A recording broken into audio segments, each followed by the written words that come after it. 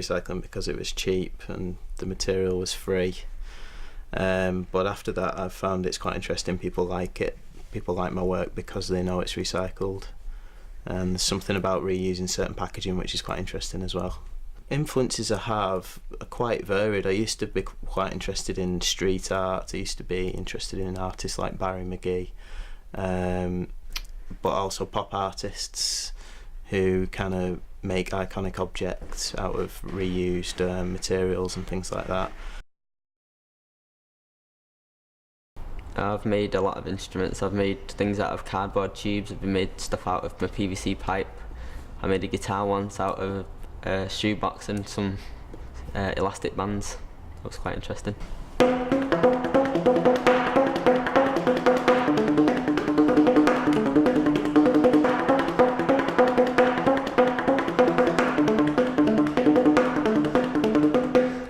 My name is Rowan Arnold and I make instruments out of rubbish. This is my PVC instrument. It's made out of PVC pipe and a fish tank stand which I got from a skip. The notes on the pipes change depending on how long the pipe is. My shortest one's this one. This one goes all the way down to the bottom here.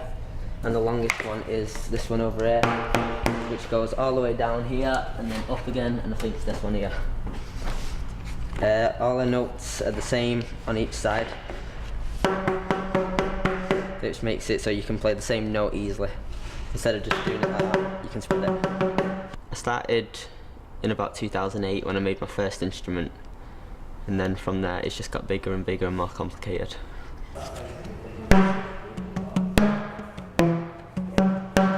I recycle because I want to raise awareness and make a difference, and hopefully with my instruments I can inspire other people to recycle.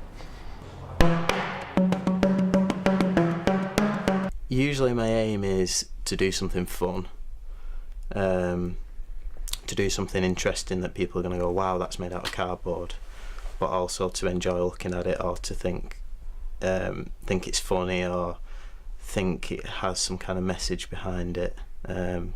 All fun, not particularly a strong, quite, I don't know, political message or what have you, unless it's an illustration. But usually it's just, wow, I like that, you know, that's really fun. I want to try that myself. I think that's an important one for me, to get people kind of involved in doing it themselves. I actually quite like this guitar. This is one of my favourites because it's really strong and tactile, and you can kind of grab it and it's, you know, you can actually play with it without it falling to bits.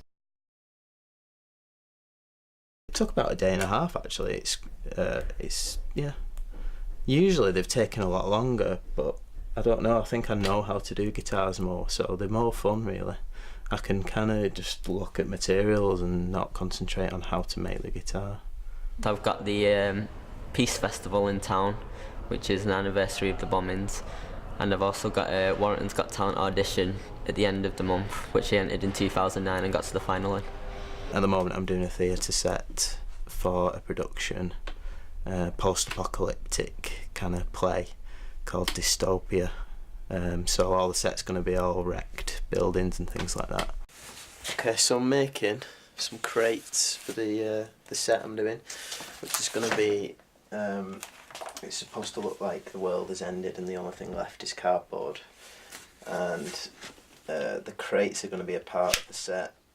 They want it to look like it's been made out of cardboard and junk, and they want to light it interestingly, so these palettes are perfect for that, because the light's going to shine through and leave interesting shadows everywhere. And also it kind of looks like shanty towns and, you know, homeless shelters and things like that. So that's the kind of look they wanted.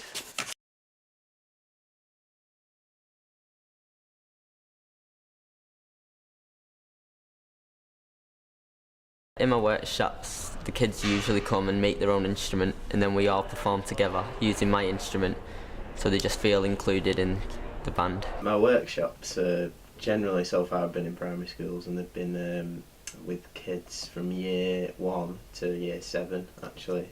I've done a couple in high schools as well, but it's just kind of taking cardboard crafts to get kids involved in making stuff, because that's kind of how I started when I was younger, making things out of boxes and polystyrene and things. So I want people to be doing that? Most of my materials come from skips, or they come from people give me stuff. I usually find my materials. There's a skip outside, everyone throws away the cardboard in that skip. So there's hundreds of studios that are throwing away cardboard all the time. But sometimes I do go out and look for it. So I'll go to a supermarket and ask them for fruit crates and things like that. Different kind of textures and colours I usually go and look for in supermarkets. The last project I had was to do a window display for Shoe on Oxford Street in London. So that window display's in now. That's all. It's all looking good, which I'm happy with. And before that, I did some sets for a photo shoot for them. So that's in all the Shoe stores at the moment, in the windows and things like that. I've sold my work online. Quite a few different kind of people have bought it. I've sold shoes and things like that to people in South Africa, Dubai, New York. So it's quite interesting because they're quite cheap little things to put on display, and all kinds of different people are interested in them. So it's kind of great to see that. I think for me it's more important to do workshops and community events with my instruments. I've done the opening of Culture Warrington here at the Pyramid Centre, where I played my instrument for a lot of executives and people who are in charge. I think the giant chicken that I made is probably listed up there. I made a giant chicken to cross Abbey Road for the RSPCA, and that's one that people keep kind of looking at and saying, wow, that's amazing. So that was a good one. And I also was in Hong Kong in summer last year. That was quite a big job where I made a full-size mini. My audience is pretty much everyone and everything. It doesn't really matter what background you come from, you can still relate to having rubbish in your house.